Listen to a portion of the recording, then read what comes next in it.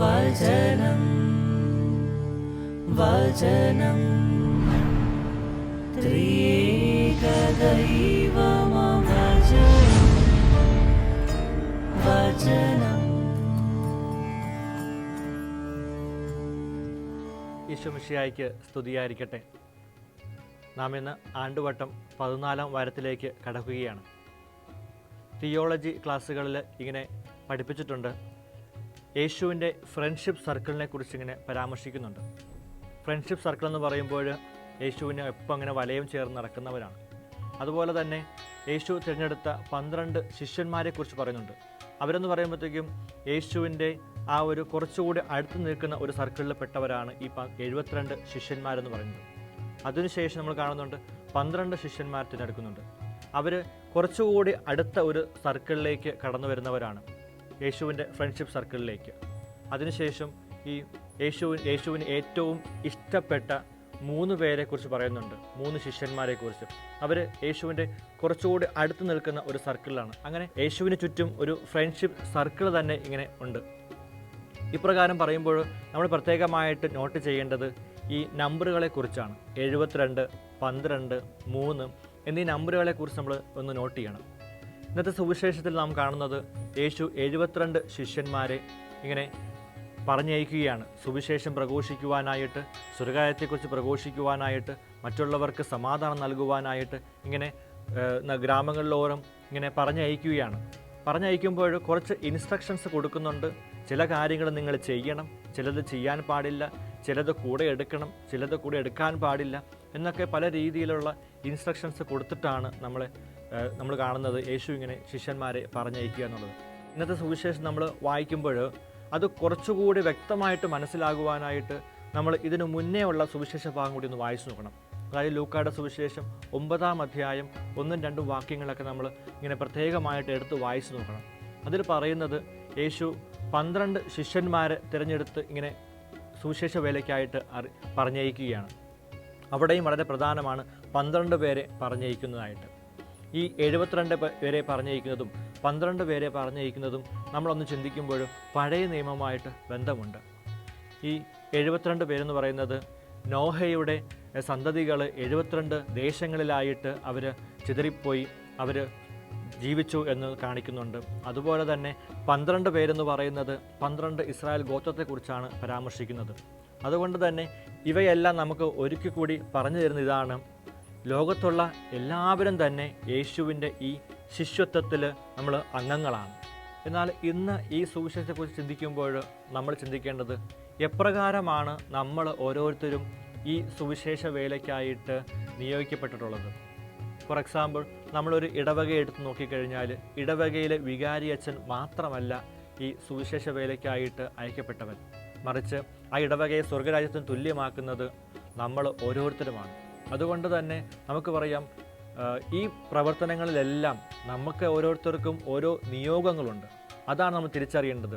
യേശുവിൻ്റെ ശിഷ്യന്മാരെന്ന് പറയുന്നത് അവർക്ക് ഓരോരുത്തർക്കും ഓരോ പ്രവർത്തനങ്ങളായിരുന്നു. ഓരോരുത്തരും സുവിശേഷം എഴുതി മറ്റ് പ്രവർത്തനങ്ങളിൽ ഏർപ്പെട്ടു. അവരൊരു സുവിശേഷം മറ്റു രാജ്യങ്ങളിലേക്ക് പ്രഘോഷിക്കുവാനായിട്ട് ഇറങ്ങിത്തിരിച്ചവർ. നമ്മൾ ഓരോരുത്തരും യേശുവിൻ്റെ ശിഷ്യരാണെന്ന് പറയുമ്പോഴും നമുക്ക് നൽകിയിരിക്കുന്ന ഒരു ഉത്തരവാദിത്വം പലതാണ്.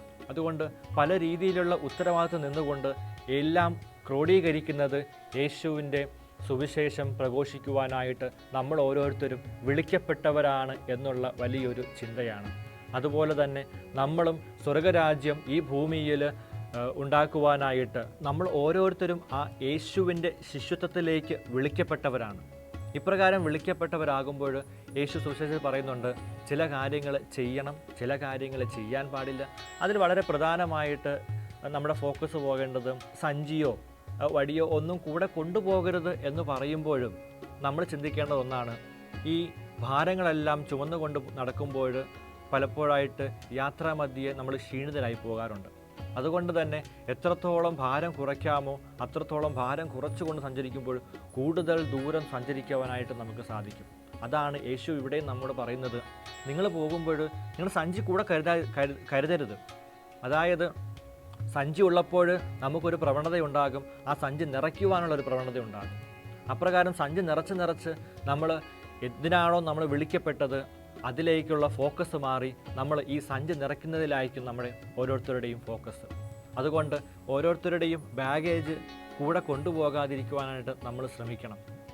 പലപ്പോഴായിട്ട് ഇന്നത്തെ ഒരു ചിന്താഗതിയിലേക്ക് നമ്മൾ തിരിയുമ്പോൾ ഈ ബാഗേജ് എന്ന് പറയുന്നത് നമ്മുടെ ഓരോരുത്തരുടെയും പാസ്റ്റ് എക്സ്പീരിയൻസ് ആയിരിക്കാം. ഒരു നിരാശയുടെ ബാഗേജ് നമ്മൾ കൂടെ കൊണ്ട് നടക്കരുത്. കാരണം നമ്മൾ പ്രഘോഷിക്കുവാനായിട്ട് തിരിച്ചിട്ടുള്ളത് സ്വർഗരാജ്യത്തെക്കുറിച്ചാണ്, സന്തോഷത്തെക്കുറിച്ചാണ്, സമാധാനത്തെക്കുറിച്ചാണ്. അതുകൊണ്ട് ആ സമാധാനം നമ്മുടെ ഉള്ളിലുണ്ടെങ്കിൽ മാത്രമേ നമുക്കത് പ്രഘോഷിക്കുവാനായിട്ട് സാധിക്കുകയുള്ളൂ. അതുകൊണ്ടാണ് യേശു നമ്മോട് പറയുന്നത്, നമ്മുടെ ഈ ഭാരം നിറഞ്ഞ ബാഗേജുകൾ കൂടെ കൊണ്ടുപോകാതിരിക്കുക. ഇപ്രകാരം നമ്മൾ യേശുവിൻ്റെ ആ ഒരു സമാധാനം നമ്മുടെ ഉള്ളിൽ നിറച്ചുകൊണ്ട് മറ്റുള്ളവർക്ക് സമാധാനം നൽകുന്ന വ്യക്തികളായി മാറണം. അതുപോലെ തന്നെ നമ്മൾ ചിന്തിക്കേണ്ട ഒരു കാര്യമാണ്, ഈ ഇന്നത്തെ സുവിശേഷം നമ്മൾ വായിക്കുമ്പോൾ നമുക്ക് നൽകിയ വാഗ്ദാനങ്ങൾ യേശു കുറച്ചുകൂടി ഒന്ന് ദൃഢപ്പെടുത്തുകയാണ്. ശിഷ്യന്മാരെ അയക്കുന്നത് ഇങ്ങനെ രോഗശാന്തി നൽകാനും അത്ഭുതങ്ങൾ പ്രവർത്തിക്കുവാനും മറ്റുള്ളവരെ ക്ഷമിക്കുവാനായിട്ട് പഠിപ്പിക്കുവാനൊക്കെ ഇങ്ങനെ അയക്കുമ്പോൾ നമ്മൾ ശ്രദ്ധിക്കേണ്ടത്, ഈ രോഗശാന്തി നേടുമ്പോഴൊക്കെ നമ്മൾ പറയാതെ പറയുകയാണ്, നമുക്ക് പുതിയൊരു ജീവൻ നൽകുവാനായിട്ട് ക്രിസ്തു ഉണ്ട്.